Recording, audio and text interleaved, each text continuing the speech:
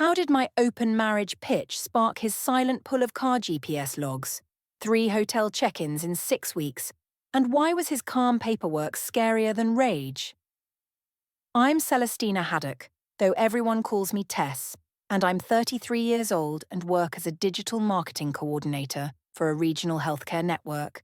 And I have been married to Marcus for 7 years now, though lately I have been feeling like those 7 years have been more about routine and predictability than about passion or excitement, or any of the things I thought marriage was supposed to include when I was younger and more idealistic about love.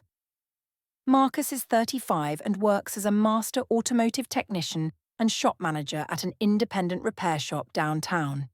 And he is the kind of man who keeps detailed maintenance logs for both of our vehicles and who can diagnose a failing transmission sensor just by listening to the engine idle. And while I used to find his technical precision attractive in a stable, dependable sort of way, lately it has started to feel suffocating, as if his need for order and predictability has somehow bled into our entire relationship and left no room for spontaneity or adventure or the kind of intensity that makes you feel truly alive. This Saturday morning I watch him rotate the tyres on my sedan in our home garage, his hands black with grease and his movements methodical and practiced. And I rehearse in my head the speech I have been preparing for weeks now. The one about open marriage and autonomy and how two people can love each other while still acknowledging that monogamy is a social construct that does not work for everyone.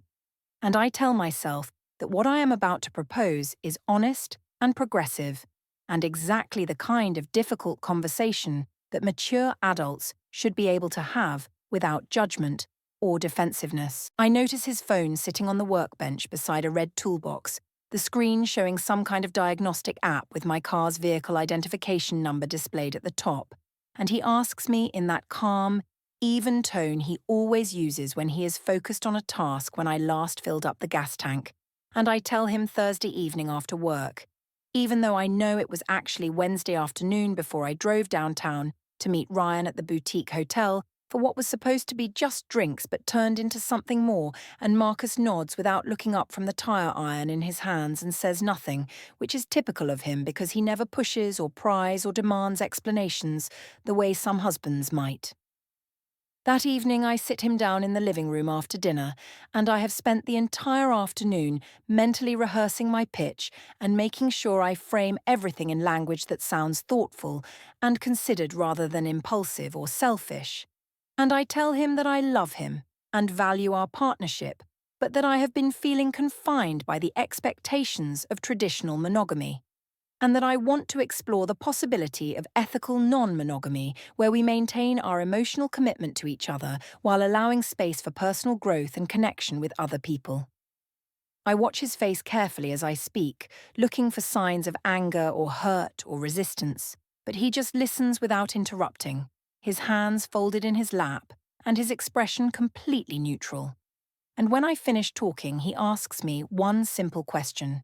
which is whether there is someone specific I have in mind or whether this is just a theoretical concept I want us to consider together. And I hesitate for just a fraction of a second too long before I say no, that there is no one specific, that this is just something I have been thinking about philosophically as a way to strengthen our relationship by being more honest about our individual needs. His eyes flicker briefly to my phone, which is sitting on the coffee table between us, and which chooses that exact moment to buzz with an incoming notification.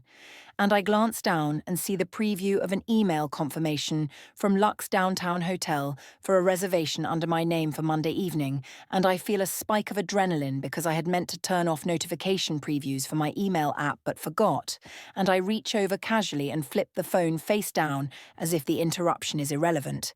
And Marcus says nothing about it, but I see something shift slightly in his expression, some small calculation happening behind his eyes that I cannot quite read.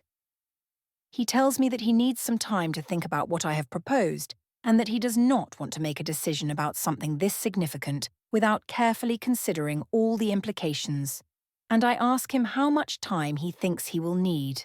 And he says he wants to make sure he approaches this the right way and does not rush into anything, And I feel a mix of frustration and relief because on one hand, I want him to just agree so that I can stop feeling guilty about Ryan. And on the other hand, his willingness to consider it at all makes me feel like maybe I have been underestimating his capacity for progressive thinking.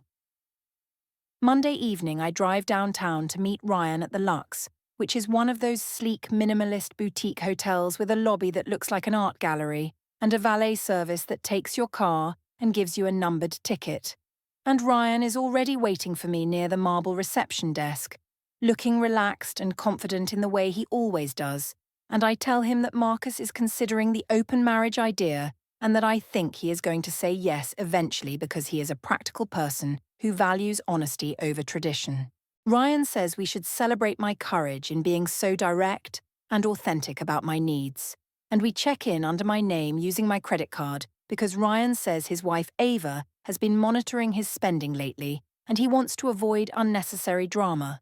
And the valet takes my car and hands me a parking ticket with a timestamp printed at the top showing 5:47 p.m. And I fold the ticket into my wallet without thinking much about it because I am focused on the fact that for the next few hours I can pretend that I am someone other than Marcus's predictable, routine-bound wife.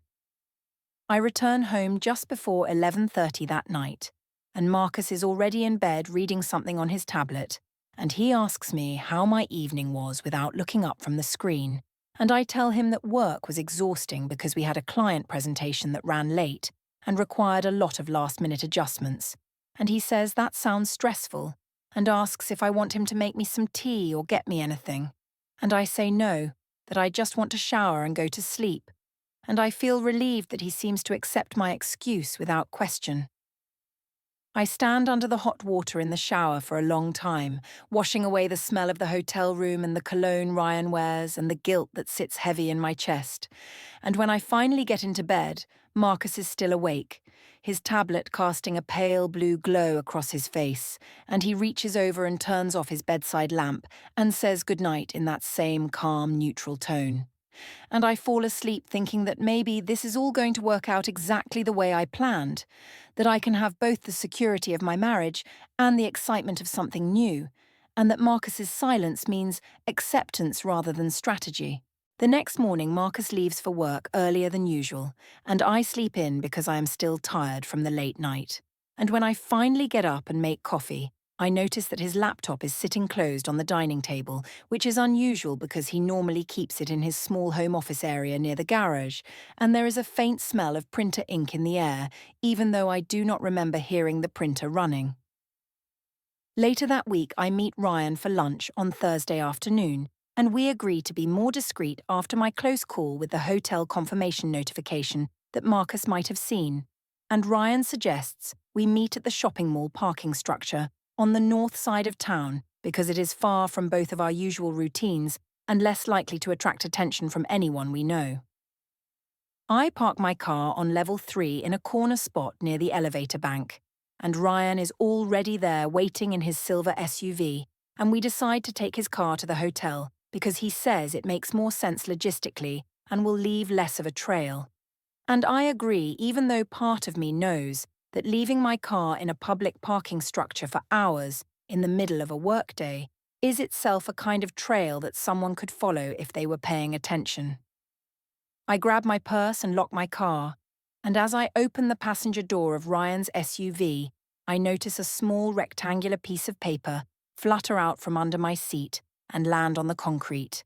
and I glance down and see that it is a parking ticket stub with a timestamp printed across the top that reads 12:14 p.m., and I pick it up and shove it into my coat pocket without really thinking about it because I am already mentally transitioning into the version of myself that exists when I am with Ryan, the version that feels exciting and desirable and free from the mundane responsibilities of being Marcus's wife. We spend the afternoon at the Lux again, and Ryan pays for the room this time using his credit card, and I make a mental note to remind him later that he said his wife Ava was monitoring his spending, but he waves off my concern and says she only checks their joint account, and this is his personal business card that she does not have access to, and I choose to believe him because it is easier than confronting the growing sense that this affair is becoming more complicated and harder to manage than I originally anticipated. When I return to the mall parking structure at 4:30 in the afternoon, my car is exactly where I left it, covered in a thin layer of pollen from the trees that line the structure's open sides, and I sit in the driver's seat for a moment before starting the engine, and I check my face in the rearview mirror to make sure I look presentable and professional, and I notice a security camera mounted on a concrete pillar about 20 feet away, its lens pointing directly at the section of the garage where I have been parked for the past 4 hours. And I tell myself that security footage from a random shopping mall is probably recorded over every few days and that no one has any reason to review it anyway. Friday morning, I am sitting at a coffee shop patio near my office, reviewing some campaign analytics on my laptop, when a woman I do not recognize approaches my table and asks if I am Celestina Haddock, and I look up and say yes, suddenly cautious because strangers do not usually know my full name unless they are trying to sell me something or serve me with legal papers. And the woman sits down across from me without being invited and introduces herself as Ava Kelso. And I feel the blood drain from my face as I realize this is Ryan's wife. She is calm and composed, dressed in navy blue scrubs that suggest she came here directly from a hospital shift. And she pulls out her phone and turns it toward me so I can see the screen, which shows a video clip from what appears to be a doorbell camera. And in the video, I can clearly see Ryan walking up to an apartment building entrance that I recognize as my own building. And the timestamp in the corner shows a date from 3 weeks ago. And Ava says in a voice that is neither angry nor sad, but simply matter of fact that she has been collecting evidence of her husband's affair for the past several months, and that she thought I should know that Ryan has done this before with at least 2 other women, and that she has documentation of hotel charges and rideshare receipts and location data that paints a very clear picture of his pattern of behavior. She slides a small white business card across the table with her phone number written on it in blue ink, and she tells me that she contacted my husband earlier this week and sent him copies of some of the evidence she has been gathering because she believes that people who are being lied to deserve to know the truth. And then she stands up and walks away without waiting for my response, leaving me sitting alone at the patio table with my laptop still open and my coffee going cold and a feeling of dread spreading through my chest like ice water. I try to process what she just told me, the fact that she contacted Marcus, the fact that she has evidence, the fact that Ryan has apparently been lying to both of us about the scope and nature of his extracurricular activities, and I grab my phone and consider calling Marcus immediately to get ahead of whatever Ava might have told him. But then I realize that if I call him in a panic, it will only confirm that I have something to hide. And so instead I sit there frozen with indecision, watching other people at neighbouring tables sip their drinks and type on their keyboards and live their normal, uncomplicated lives. That evening when I get home, I find Marcus in the living room, and before I can say anything, I ask him directly whether someone named Ava contacted him recently, and he looks up from his laptop and says yes, a few days ago, and that she sent him some information about her husband's travel patterns and some other documentation that she thought might be relevant to him.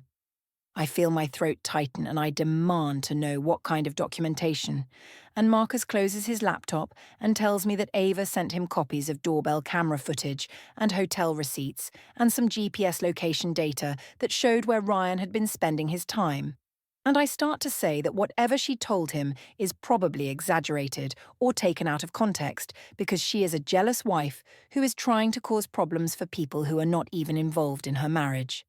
But Marcus holds up one hand to stop me and says that the documentation Ava sent was not about Ryan. It was about me,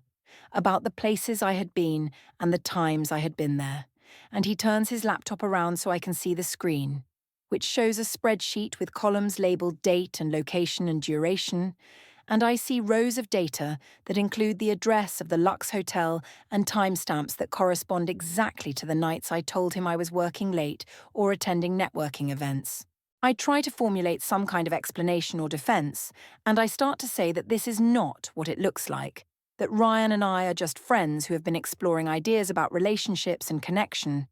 And Marcus asks me in that same calm, measured voice whether this exploration started before or after I asked him about open marriage, and I hesitate because the honest answer is before, weeks before, and my hesitation is apparently answer enough because Marcus just nods slowly and says nothing else, and he opens a browser tab on his laptop, and I can see that he has multiple windows open with what appears to be vehicle diagnostic software and GPS coordinate logs and timestamps that I do not fully understand, but that clearly represent some kind of systematic tracking of my movements. He tells me that when I mentioned open marriage on Saturday, he started reviewing the maintenance logs for my car, which included GPS data that the vehicle's onboard telematics system automatically records, and that the data showed repeated trips to the same downtown hotel address over a period of several months, and that when Ava contacted him earlier in the week with her own evidence, it simply confirmed what he had already discovered on his own. I feel the walls closing in, and I sit down heavily on the couch. And I try to shift the conversation to focus on our relationship and what we can do to repair the damage and move forward together. But Marcus cuts me off and tells me that he has been reviewing our finances as well, and that he wants to start splitting our expenses more clearly going forward so that we each have transparency about where our money is going. I ask Marcus why he suddenly needs to split expenses when we have been sharing joint accounts for 7 years without any problems. And he says in that infuriatingly calm way of his that he thinks it would be better for both of us to have more clarity and independence in our financial lives, especially given the current state of our relationship. And when I press him on what exactly he means by the current state of our relationship, he simply says that we are clearly going through some changes and that it makes sense to be practical about how we manage shared resources during a transitional period. I accuse him of being passive-aggressive and of trying to punish me for being honest about my needs, but he does not take the bait. He just closes his laptop and says he has some errands to run and that we can continue this conversation later if I want to. And then he leaves the house without telling me where he is going or when he will be back. And I am left sitting alone in the living room feeling angry and confused, and somehow like I have lost control of a situation that I thought I was managing perfectly well just a few days ago. The following week, my company holds its annual holiday party at a hotel ballroom downtown, and it is one of those semi-formal events where attendance is technically optional but strongly encouraged, and I convince Marcus to come with me, even though he clearly has no interest in spending an evening making small talk with my co-workers and their spouses. And I tell him that it would look strange if I showed up alone, given that everyone knows I am married, and he agrees without argument, which should probably have been a warning sign that he is no longer invested enough in our relationship to fight about anything. I wear a red cocktail dress that I bought specifically for this event, and I spend extra time on my hair and makeup because I know Ryan will be there as well, since he was invited as an external marketing consultant who has worked with several people in our department. And I tell myself that I can manage the optics of having both Marcus and Ryan in the same room as long as I am careful and professional and do not let my attention drift too obviously toward one or the other. We arrive at the hotel ballroom at 8 o'clock, and the party is already in full swing with a DJ playing pop music too loudly, and a bar set up along one wall and round tables scattered throughout the space where people are sitting and drinking and laughing. And I introduce Marcus to a few of my colleagues, and he shakes hands and makes polite conversation and generally plays the role of the supportive husband, even though I can tell from the set of his shoulders and the way he keeps his hands in his pockets that he would rather be anywhere else. I see Ryan across the room near the bar, and he catches my eye and gives me a subtle nod, and I feel a thrill of excitement mixed with anxiety because part of me wants to go over and talk to him, and part of me knows that would be incredibly stupid, given that Marcus is standing right beside me and that my co-workers are already watching us with the kind of curiosity that people always have about other people's marriages and relationships. About an hour into the party, I drift away from Marcus, who has found a quiet corner near the bar where he can nurse a beer and watch the crowd without having to participate in it, and I make my way over to where Ryan is standing with a group of people from the creative team, and we talk about work projects and upcoming campaigns and all the safe, boring topics that colleagues discuss at office parties. But there is an undercurrent of intimacy in the way he leans in when he talks to me, and the way his hand briefly touches my lower back when someone pushes past us to get to the bar. One of my co-workers, a woman named Jennifer who works in accounts, leans over to her friend and whispers something while looking directly at me and Ryan, and I see her friend pull out her phone and angle it toward us as if she is taking a photo or recording a video, and I tell myself that I am being paranoid and that people take photos and videos at parties all the time without any particular agenda. At 9:30, the DJ plays a slow song, something sappy and romantic that clears the dance floor except for the couples who want an excuse to hold each other and sway in place, and Ryan extends his hand and asks if I want to dance, and I should say no. I should walk away and go back to where Marcus is standing and remind everyone in the room that I am a married woman. But instead I take Ryan's hand and let him lead me onto the dance floor, and he pulls me close with his hand resting low on my back, lower than would be appropriate for a professional colleague.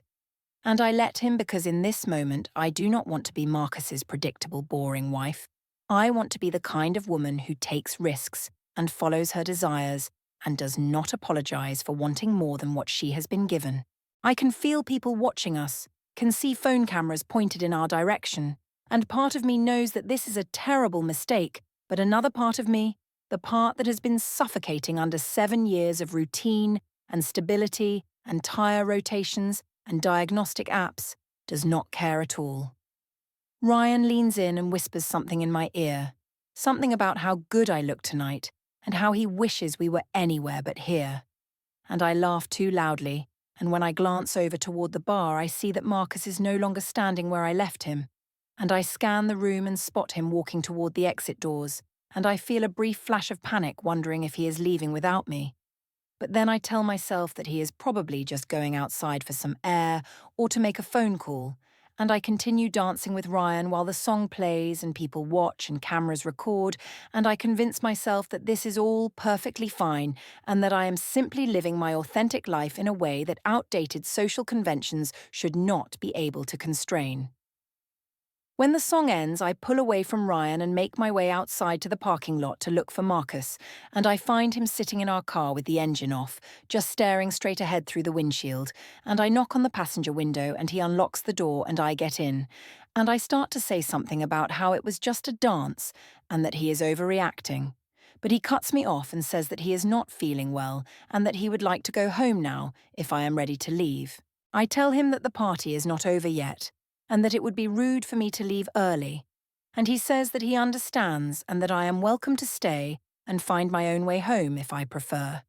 And then he starts the engine and begins backing out of the parking space, and I realize that he is not asking for my permission or waiting for my agreement. He is simply telling me what he is going to do, and I have to make a choice between staying at the party with Ryan and my co-workers or getting in the car with my husband, and I choose the car because some part of me still cares about maintaining appearances even if I do not care about much else.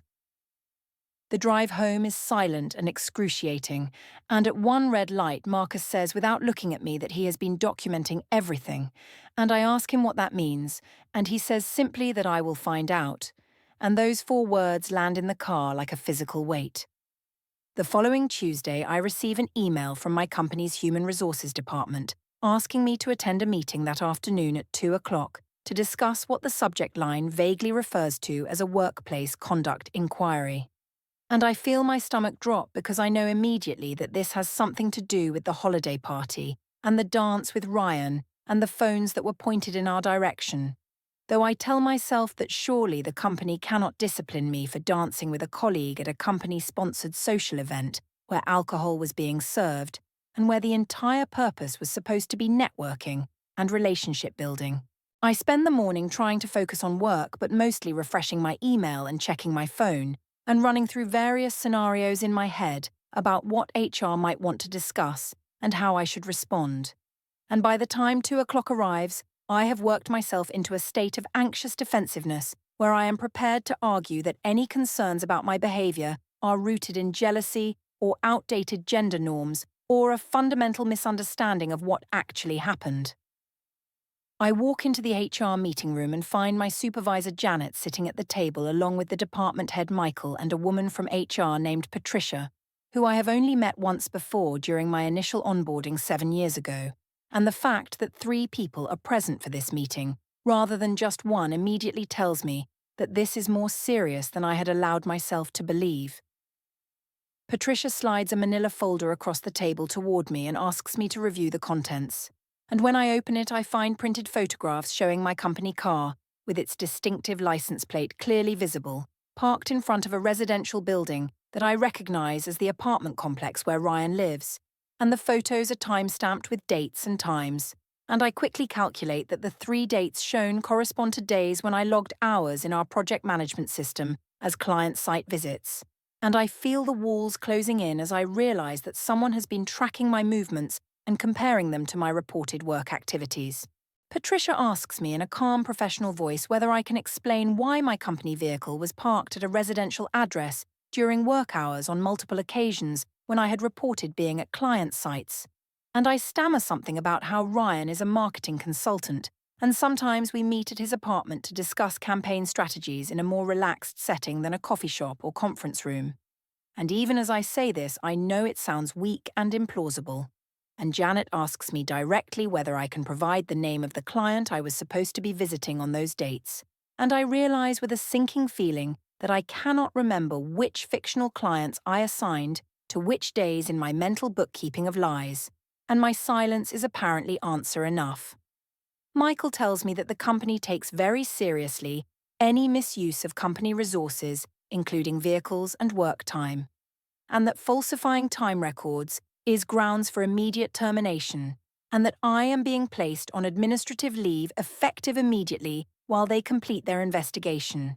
And Patricia hands me a letter that outlines the terms of my suspension and reminds me that I am required to return my company car and my building access badge by the end of the business day.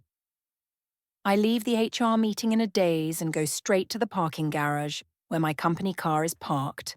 And I sit in the driver's seat with my hands shaking and my mind racing through the implications of what just happened.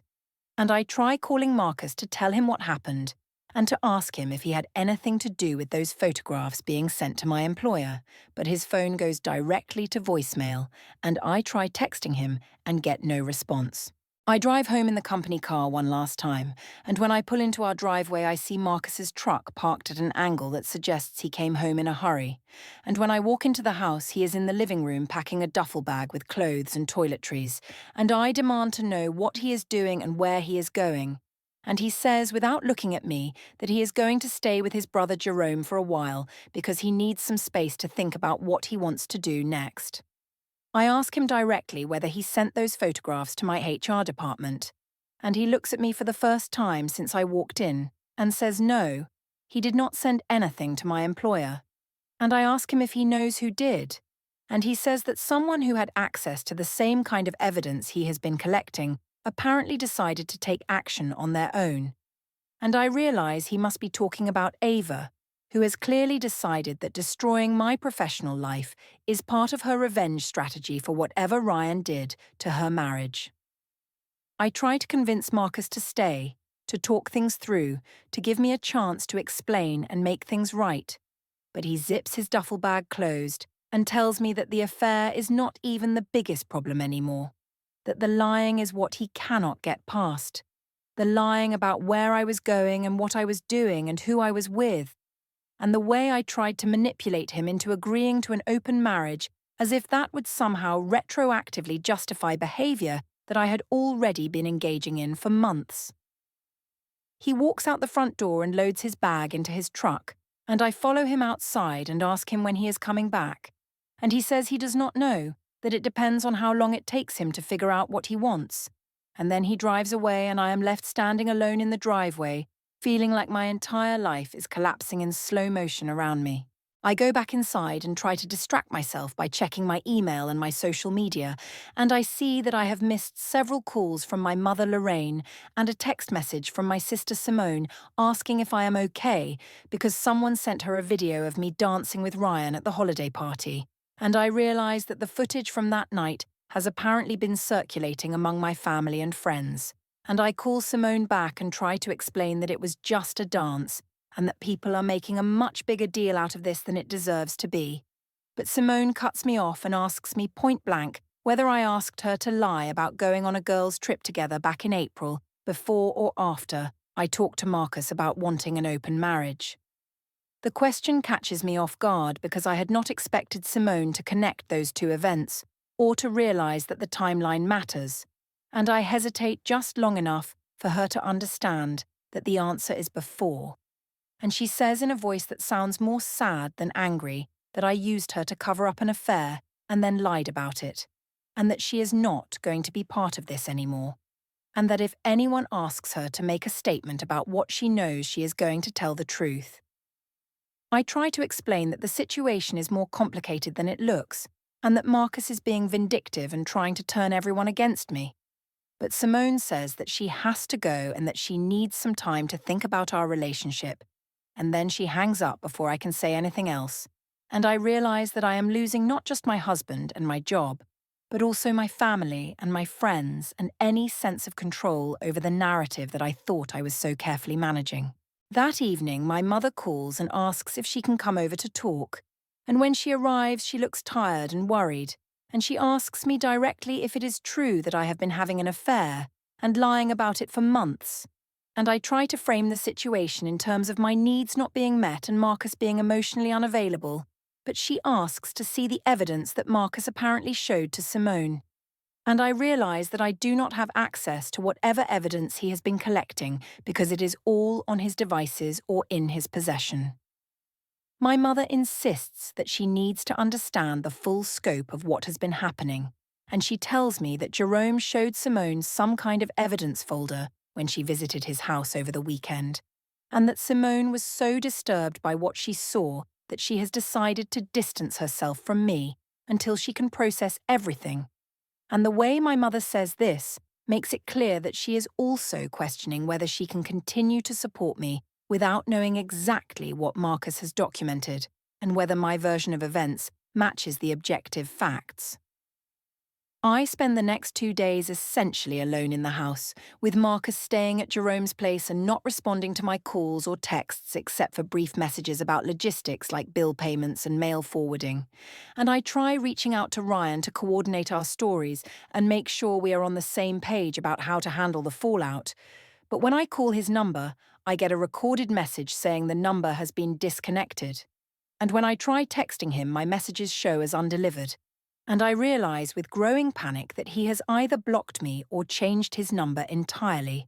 probably because Ava has finally confronted him with her evidence, and he is trying to contain the damage to his own marriage. On Wednesday evening, I receive a certified letter in the mail from a law firm downtown that I do not recognise, and my hands are shaking as I sign for it and open the envelope.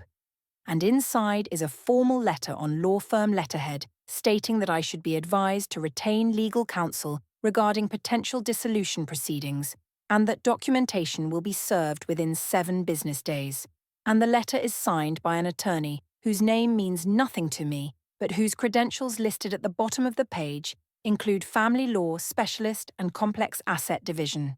And I read the letter 3 times trying to understand exactly what it means and what kind of documentation they are planning to serve and whether I can somehow stop this process before it goes any further.